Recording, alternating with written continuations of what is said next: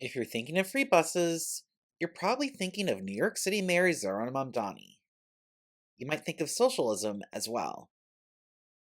But what if I told you that a politically conservative American city, and possibly America's most conservative state, has free buses already? That conservative city is Cheyenne, Wyoming.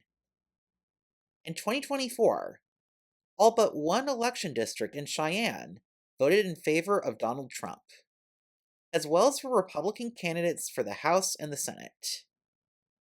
And in most election districts, it was pretty lopsided in favor of all of the Republican candidates. And as for Wyoming as a whole, no state had a higher percentage of voters voting for Trump in 2024 or 2020. In 2024, he won nearly 72% of the vote in the state. So, we've established that Cheyenne is not exactly a hotbed for socialism, and neither is Wyoming. In that case, why would Cheyenne, a conservative American city, choose to have free buses? I mean, if free buses are supposed to be something only socialists push for, then how could it end up in a conservative city like Cheyenne?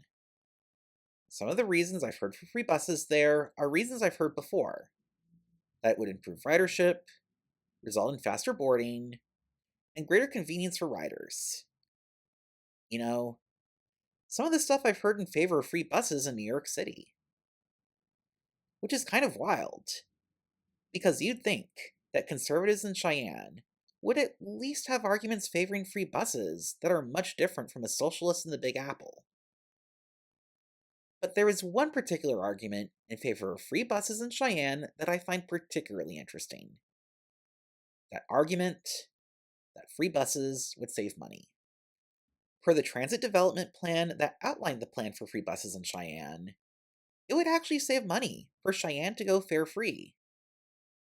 That's because Cheyenne would then not have to purchase fare boxes or deal with, quote, costs associated with cash handling to protect against theft, end quote.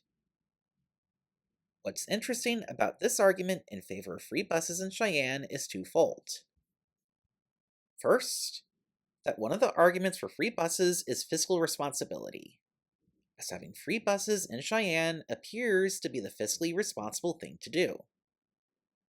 This is an argument in favor of free buses that could resonate with the type of conservative who is interested in fiscal discipline.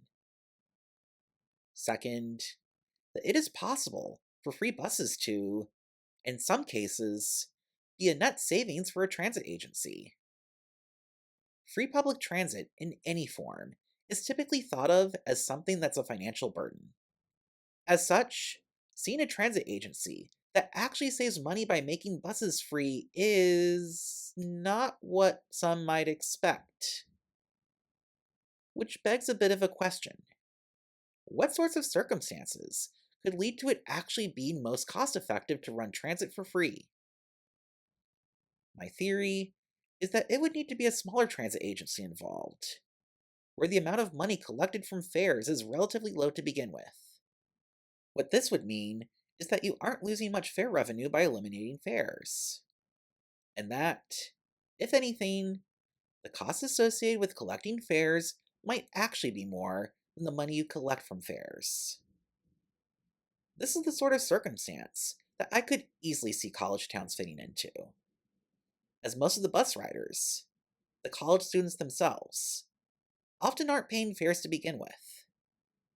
And, in fact, many of the examples of free buses in the United States are in college towns. Those examples include places like Chapel Hill, North Carolina, with the University of North Carolina at Chapel Hill, Corvallis, Oregon, with Oregon State University, and Athens, Georgia, with the University of Georgia. It's also a circumstance I could see for smaller systems where a large percentage of its riders are seniors paying discounted fares or no fare at all. But I'd like to hear others' theories in the comment section below. Make sure to also leave a like and subscribe to my channel for more content on imagining better mass transit in the United States.